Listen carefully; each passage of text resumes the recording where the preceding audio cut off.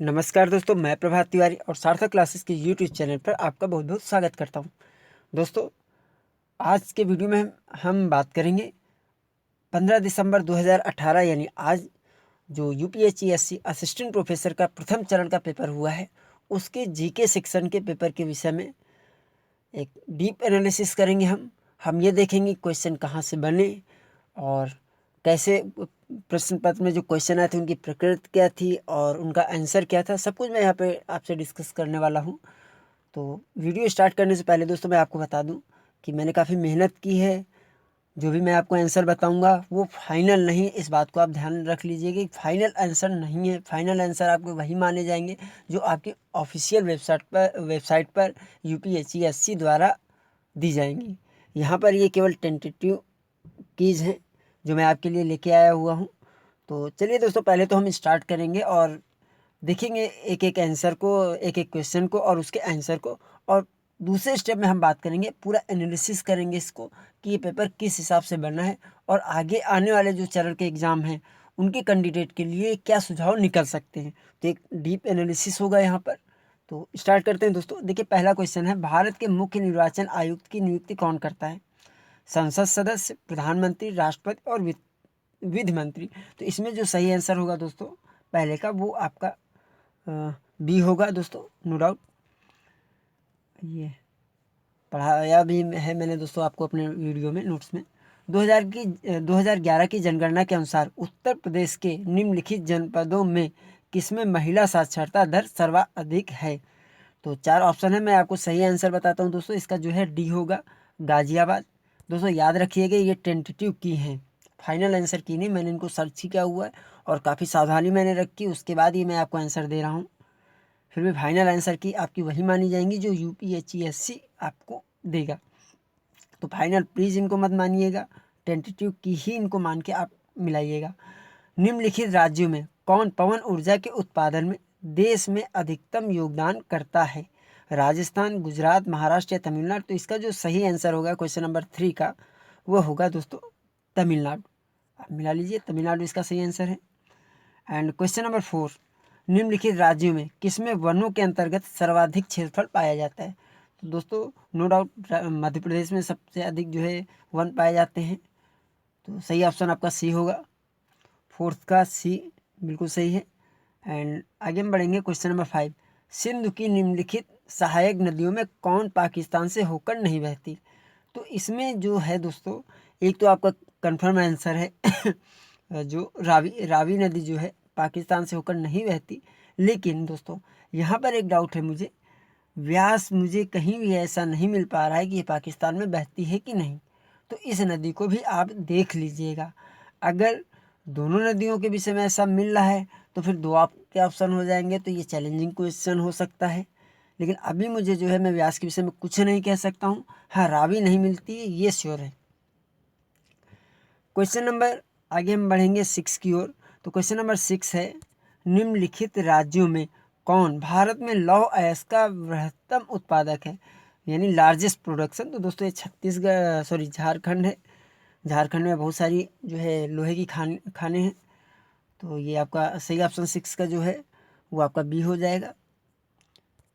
Question number 7, निम्नलिखित नगरों में कौन गंगा के दाहिने तट पर स्थित नहीं है? तो दोस्तों आप देख लीजिएगा, मैंने इसको पूरा मैप के सहारे से देखा हुआ है और इसमें जो सही आंसर है आपका 7 का, वो है वाराणसी। वाराणसी जो है दाहिने तट पर नहीं स्थित है, जबकि पटना, हरिद्वार और कानपुर ये तीनों ही शहर जो है गंगा के दाहिने तट पर स्थित हैं। तो 7 का सी होगा दोस्तों। और हम आगे बढ़ेंगे, क्वेश्चन नंबर 8, वेदों की ओर वापस लौटो नारा किसने दिया था? बहुत फेमस क्वेश्चन है दोस्तों, बचपन से हम लोग इसको पढ़ते आ रहे हैं।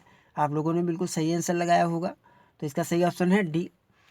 तो ये आपका सही ऑप्शन हो जाएगा आप 8 का डी। क्वेश्चन नंबर 9 पर हम बढ़ते हैं दोस्तों। क्वेश्चन नंबर, गदर पार्टी के संस्थापक का नाम लाला हरदयाल है, कोई डाउट नहीं है। क्वेश्चन नंबर 9 आप लोगों ने भी यही लगाया होगा। क्वेश्चन नंबर 10, निम्नलिखित विद्रोहों में कौन सिद्धों और कानों से संबंधित था? तो दोस्तों कानों और सिद्धों से संबंधित जो है संथाल विद्रोह था। तो सही ऑप्शन हो जाएगा 10 का बी, भारत की संसद में शामिल हैं। दोस्तों ये भी मैंने पढ़ाया हुआ है आपको। भारत का राष्ट्रपति, लोकसभा, राज्यसभा यानी उपयुक्त सभी। तो 11D हो गया दोस्तों। आगे बढ़ते हैं। निम्नलिखित में से कौन सा अनुच्छेद भारत के उपराष्ट्रपति के चुनाव से संबंधित है? तो दोस्तों मैंने सारे अनुच्छेद आपको पढ़ाए हुए थे। तो इसका जो 12 का सही आंसर होगा दोस्तों वो होगा आपका सी, अनुच्छेद 66, 66।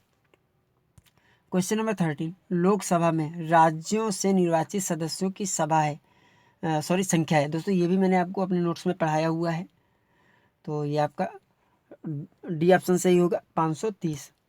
तो कई सारे क्वेश्चन मेरे पढ़ाए हुए हैं दोस्तों। निम्नलिखित देशों में किसमें फीफा विश्व कप 2018 आयोजित किया गया था? फीफा विश्व कप 2018। तो इसका जो सही आंसर है दोस्तों 14 का वो आपका है रूस। तो सही ऑप्शन आपका ए होगा।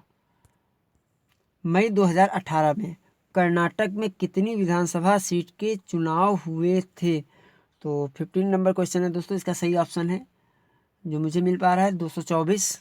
ऑप्शन ए सही होगा आपका। और इसमें कंफ्यूज मत होइएगा, जब आप इंटरनेट में सर्च करेंगे इसको तो हो सकता है आपको कहीं पर 225 शो करे, तो 225 गलत है। ठीक है, आपका सही ऑप्शन होगा 224।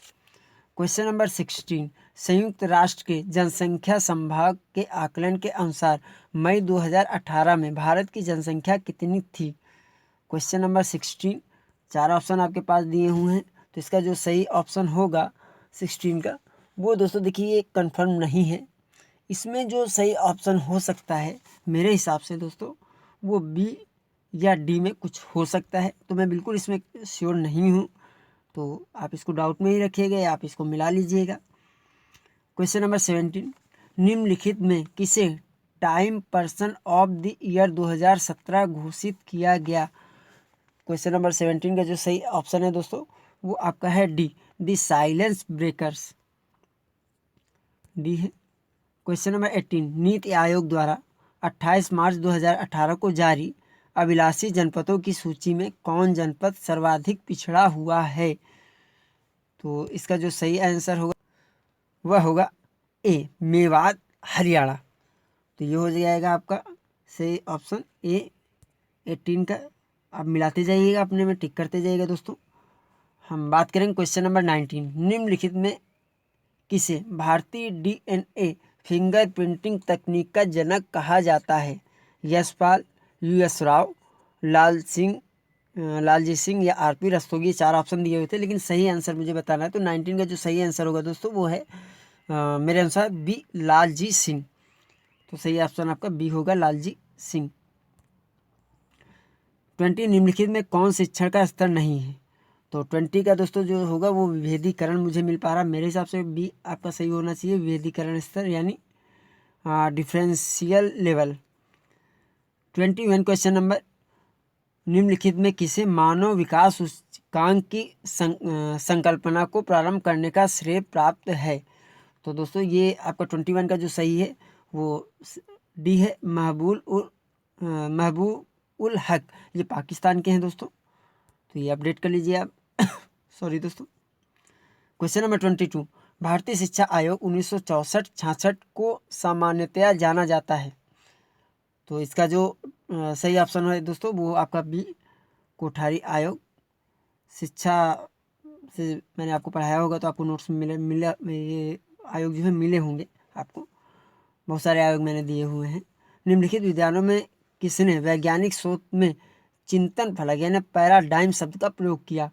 तो 23 का जो सही ऑप्शन है दोस्तों वो सी है, TS कून।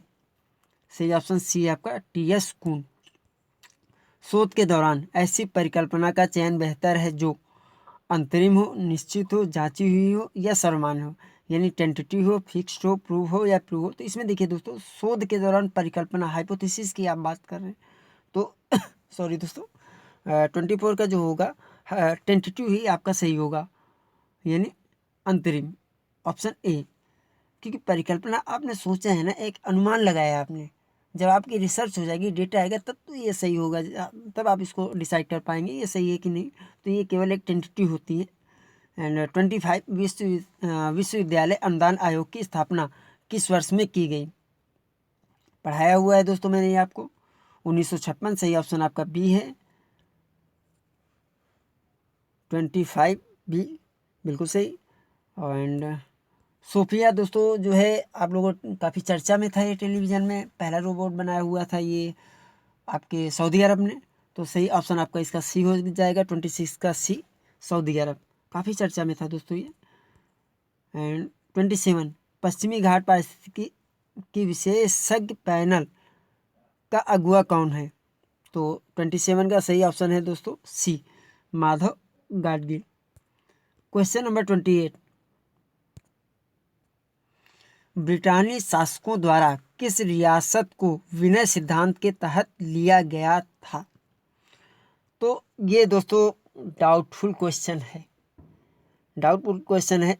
मैं बता रहा हूँ आपको क्यों, क्योंकि इन्होंने बताया विनय सिद्धांत कुछ नहीं होता है, ये मिसप्रिंट आप कह सकते हैं।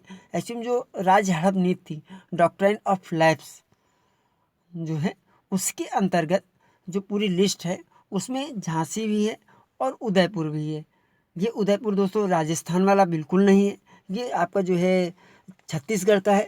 और इन दोनों को ही यानी झांसी को और उदयपुर को 1854, मैं डेट कंफर्म कर लूँ, हाँ 1854, दोनों को ही 1854 में जो है डॉक्ट्राइन्स ऑफ लव यानी राज हड़प नीति के अंतर्गत मिलाया गया था ब्रिटिश शासकों के द्वारा। तो 2 ऑप्शन मिल रहे हैं।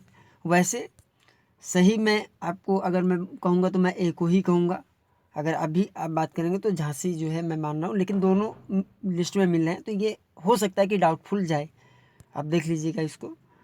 क्वेश्चन नंबर 29, सूर्य से 7वां ग्रह कौन सा है? तो सारे ग्रह मैंने आपको दोस्तों पढ़ाए हुए हैं, राज हड़प नीति भी मैंने आपको पढ़ाई हुई थी।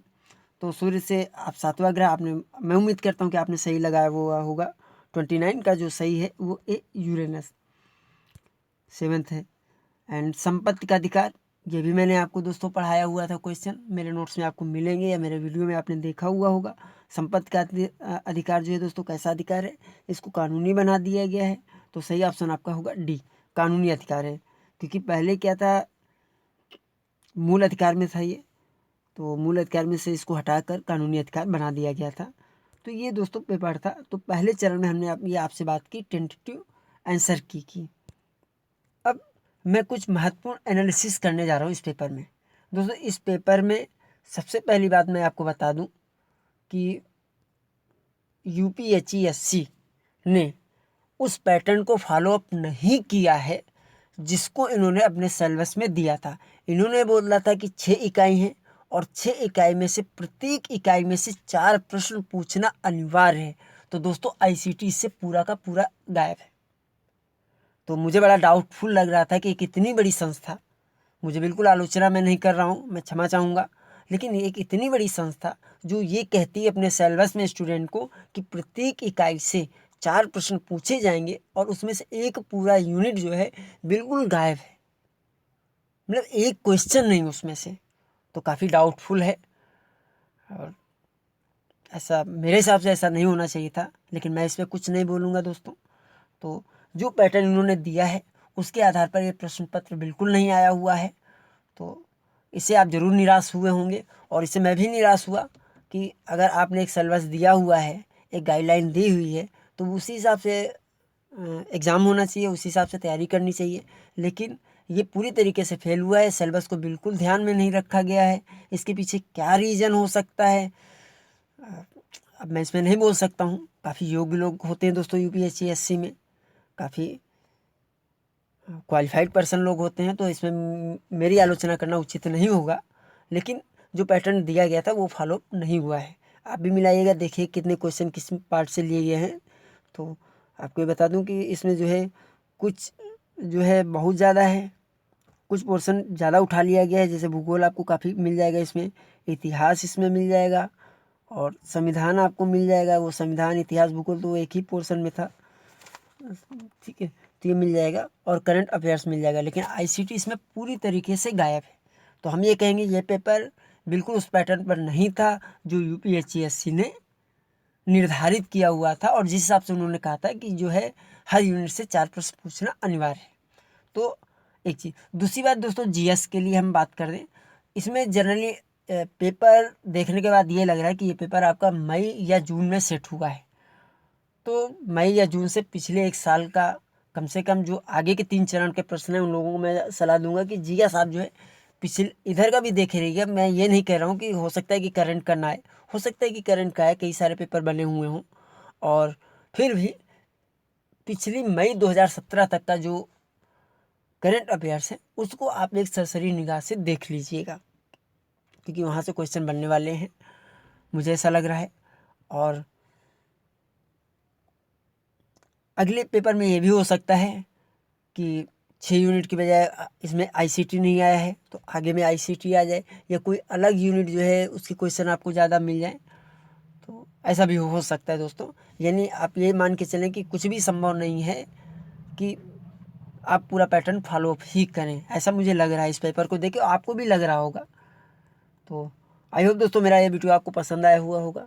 आप लोग जिन लोगों का पेपर हो गया है उनके बेहतरीन भविष्य के लिए मैं कामना करता हूँ, और जिन लोगों का आगे पेपर होने वाला है उनसे मेरी यही सलाह रहेगी कि वो लोग जो है काफ़ी अच्छे तरीके से ध्यान दें, पढ़ाई करें और सभी यूनिट पर फोकस बना के रखें। पेपर है दोस्तों, एक कंपटीशन है, कहीं से भी क्वेश्चन आ सकता है और कोई भी क्वेश्चन जो है बन सकता है। तो आई होप आपको मेरा वीडियो पसंद आया होगा दोस्तों। मैं आपसे फिर मिलता हूँ अगले वीडियो में, तब तक के लिए नमस्कार।